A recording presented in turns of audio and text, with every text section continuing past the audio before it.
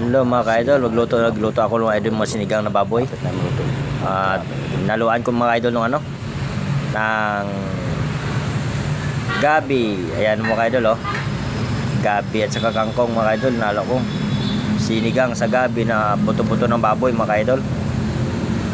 Yan, hindi talaga nawawala mga ka-idol sili kahit inuubo ako. Sarap kasi mga ka-idol talaga, yung mga sili medyo mangang konti. Ayos sinigang may yan, ayos yan mga idol, swak na swak yung mga idol sa panlasang Ilonggo mga idol. Swak na swak yan. Talagang mapapa-unli rice na naman tayo mga idol. Kasi sabaw pa lang mga idol, ulam na Kaya unli rice naman tayo nito. Imbis na magda-diet tayo mga idol, hindi tayo makadiet gawa na sa lasang sa panlasang Ilonggo. Swak na swak ka na. Talagang mapapawaw ka na sa lasa ba. Uhahay.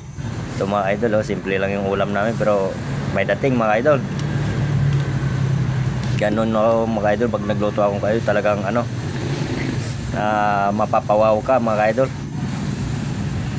Simpleng luto lang, lutong bahay mga idol, pero ka swabe, isang lasa. Talagang masasabi mong naku, sira na naman ng diet. Kain na tayo mga idol, tara na. Kumain ako mga idol at gutom na.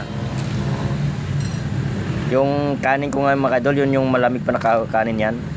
Yun yung kanin ko. Kasi sayang man kasi itapon yung kanin. Ang ginawa ko, ininit ko lang siya. Pwede pa nakakako ito, pwede pa nakapakulam to. Medyo rin ako, gutom na rin mga idol. Kasi nga, hindi ako nagtanghalian. Kaya yun, gutom na ako. Kaya sa dami kong kanin na yan, tinitingnan na ako ni Yas kasi ba't ang dami ko daw kanin.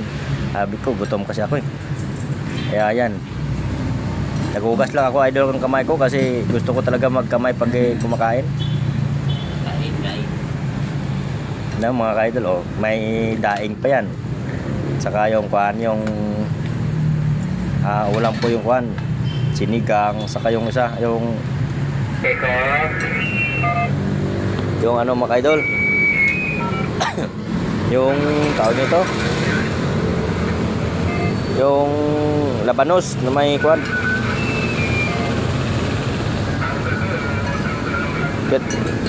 yan, ulam ko pa yan mga idol kagabi.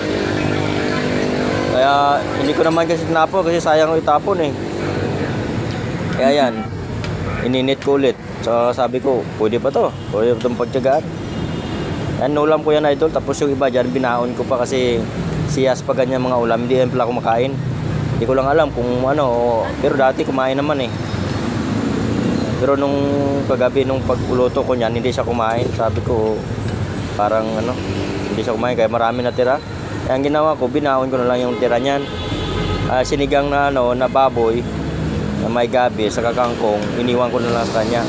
Kasi sabi niya ibaonin niya daw bukas. Kaya yung labanos na lang binaon ko mga idol. Gutom na kasi ako dyan. Kaya hindi ako tahimik na ako. Hindi na ako nag-aaya pa. Thank you mga idol. Thank you for watching. Bye bye.